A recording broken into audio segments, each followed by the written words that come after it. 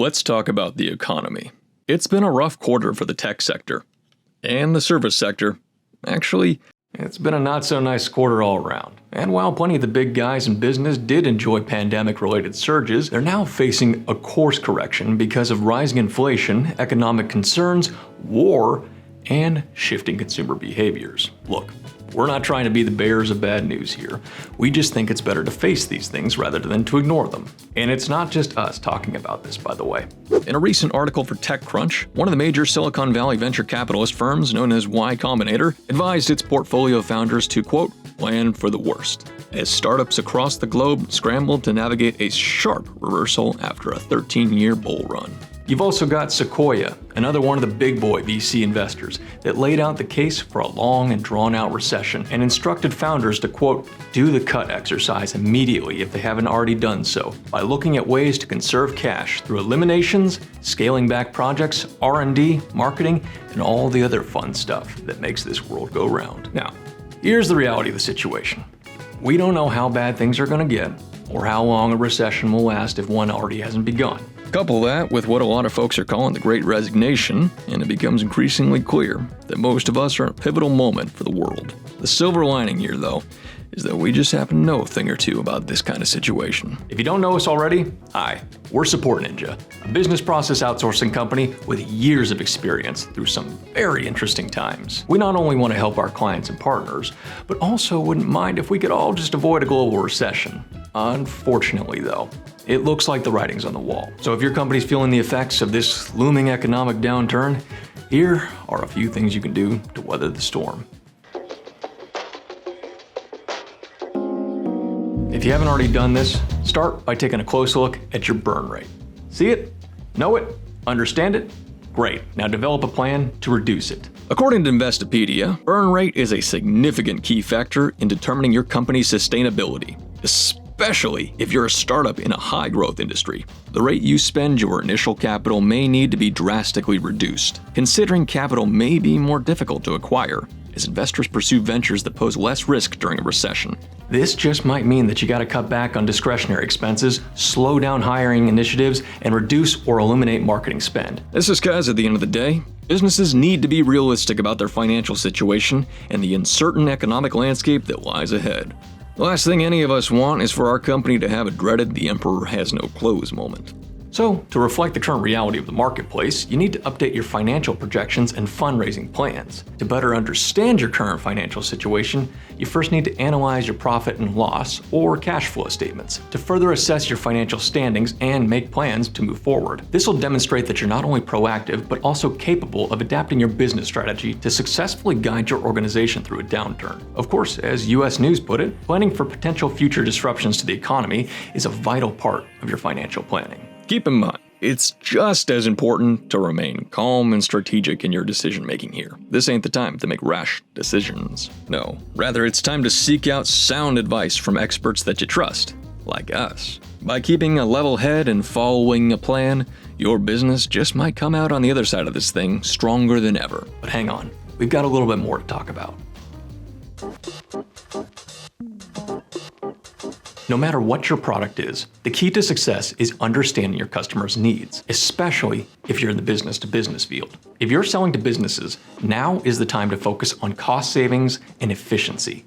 A lot of companies out there are looking for ways to cut back on costs, so your ability to show them how your product or service will help them save money, both now and in the long run, places you in a great position to make the sale and build customer loyalty. Now, selling to consumers, on the other hand, means you gotta shift your focus on needs that are less likely to be impacted by a recession. In general, during difficult times, people are more likely to cut back on discretionary spending. So it's that much more important that your adjusted strategy addresses consumer needs that are essential, not a luxury. As consumer behavior continues to change since the onset of COVID, spending expectations are also continuing to shift.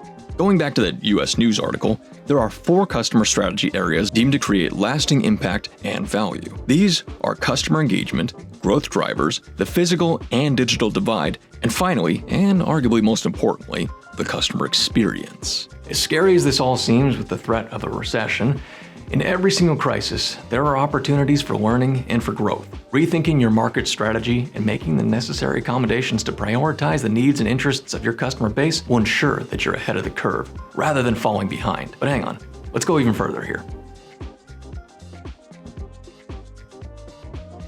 Remember when you built solutions and protocols for the hypothetical worst-case scenarios back in the early days when you were developing your business plan? Now is the time when that forethought and preparation is actually going to pay off. If you had plans to grow quickly, this is the time when you should be revisiting those plans. Rapid growth can be difficult, expensive, and ultimately may not be the best strategy in uncertain economic climates.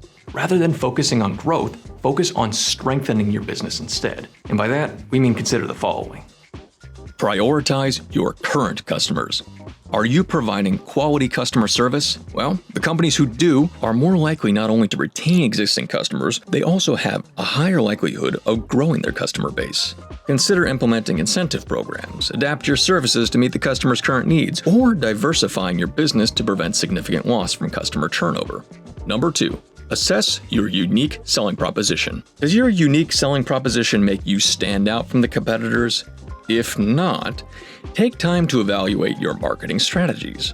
Rather than sinking money into growing your marketing campaigns, assess what is and isn't working and let go of what no longer serves you best. Take advantage of free marketing tools and elicit feedback from your customer base to stay informed on what they need from you in a volatile market. This will give you a competitive advantage. Number 3. Boost staff morale. Staff morale is an essential component of running a successful business, especially during difficult times. Maintaining open and honest communication, leading with empathy, prioritizing engagement, providing autonomy, and offering quality feedback are some of the most effective ways to focus your attention on the well-being of your staff. Without these in place, workplace morale will suffer, which in turn will negatively affect your productivity. Number 4. Continue networking. Networking is an invaluable tool for growth and for success, especially in an economic downturn. Networking is all about interacting with others and learning from one another. Now more so than ever, it's important to form alliances, share resources, offer support, and unite through shared interests as we all learn how to cope and navigate through uncertain times. All of this being said, you know we gotta talk about outsourcing. To a lot of people out there, outsourcing lives in this strange area within the customer experience industry. It's sort of the black box of business strategies, shrouded in a bit of mystery with just a dash of uncertainty. It can seem like you're navigating uncharted territory, but the reality here is that outsourcing is a time-tested solution that can lead to stuff like improved efficiencies and productivity, enhanced CSAT scores, and reduced employee burnout. In turn, with the right outsourcing company, you can rest assured that business matters are streamlined and running smoothly, allowing you to focus on serving your customer base when they need you the most. That's where BPO solutions can help. They enable businesses to provide 24/7 access to workers across multiple channels, delivering exceptional customer service so that you can thrive today and into the future. Now, that's just a fancy way of saying this. With the right people in your corner, you got nothing to worry about. But here's the deal. Change is coming, and ultimately, it may come down to those who embrace a global workforce rather than limiting themselves to domestic or internal employees who make it out of this recession okay as an organization. And this isn't to say that you better outsource or your company's days are numbered. No. You're just hearing it from the horse's mouth. See, we're on the inside of this whole thing, and let me tell you, as we continue down this interesting path that the 2020s have already presented to us, ensuring that your customers are happy, helped, and trust your company are going to be pretty dang important going forward. All right, you made it to the end of the video. Congratulations. I know this one was a little bit heavy, but hey, like we said at the beginning of the video, it's better to face these kinds of challenges head on with a ready supply of solid information, rather than becoming an ostrich and hoping that this will all blow over any day now. If you are genuinely interested in learning more about outsourcing and what it can bring to the table in the near future, be sure to check out the description of this video. We'll post a link to the full article that this video is adapted from. There's even some great points in there we just didn't have time to talk about today. So go check it out. And while you're there, feel free to explore our website and learn all about what makes us different from the others in the outsourcing industry. We were founded with the goal of being a different kind of BPO, a people-focused one, where we take care of both our clients and the agents that support them. All right, that's enough of us tooting our own horn. Thanks for watching. I'll see you in the next one.